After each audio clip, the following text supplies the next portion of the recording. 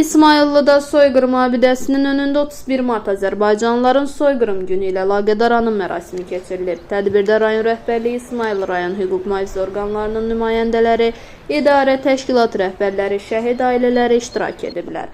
Əvvəlcə abidənin önünə tərgüllər düzülüb, soyqırım qurbanlarının xatirəsi bir dəqiqəlik sükutla yad olunub.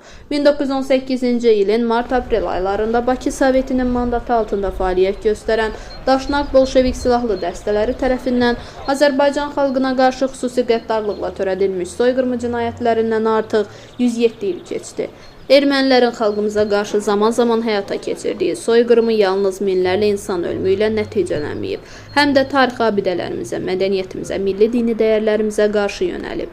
Heydər Əliyevin yenidən hakimiyyətə qayıdışından sonra faciəyə prinsipal yanaşma nümayiş etdirilib. Erməni millətçilərinin xalqımıza qarşı illərlə reallaşdırdıqları soyqırımı və deportasiya siyasətinin mahiyyəti bütünlüklə açıqlanıb və ifşa olunub. Ümumilli lider Heydər Əliyevin imzaladığı Azərbaycanlıların soyqırımı haqqında 1998-ci il 26 Mart tarixli fərmanda bu hadisələrə siyasi qiymət verilib və 31 Mart Azərbaycanlıların soyqırım günü elan edilib.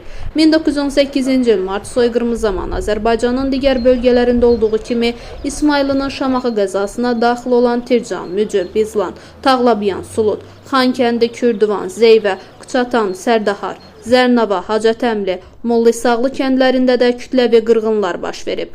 Onda qeyd edək ki, 44 günlük Vətən müharibəsi nəticəsində Müzəffər Ali Baş Komandanın rəhbərliyi, qəhrəman ordumuzun rəşadəti sayəsində tarixi ədalət, ərazi bütövlüyümüz bərpa olunub. 31 Mart Azərbaycanlıların soyqırımı günüdür. Bugün hər yerdə olduğu, Respublikanın hər yerində olduğu kimi də İsmayıllı rayonunda da ictimaiyyət ana arayı abidəsini ziyarət eləyir. Allah bütün şəhidlərimizə rəhmət eləsin, şəhidlərimiz heç vaxt unudulmur. Hər birimizə məlum olduğu kimi 31 Mart soyqırımı bugün Respublikanın hər yerində qeyd olunur.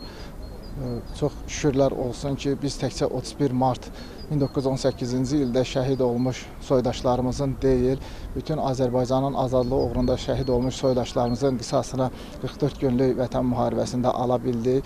Ali Baş Komandanımız cənab İlham Əliyevin rəhbərliyi ilə biz demək olar ki, əsrlərlə işğal olunmuş torpaqlarımızın heç olmasa 20-ci əsrdə işğal olunmuş 20%-ni geri qaytara bildik və biz inanırıq ki, Cənab Ali Baş Komandanın rəhbərliyi ilə Zəngəzur da geri qaytarılacaq, Qərbi Azərbaycandan olan soydaşlarımız da vətəninə qayıdacaq. Bu qarşısında durduğumuz abidələr bizə əsrlər boyu mənfur qonşularımızın etdiyi zülmü, törətdiyi faciələrin canlı sübutudur və 31 Mart 1918-ci ildə törədilmiş soyqırım İsmayıldan da yan keçməmişdir.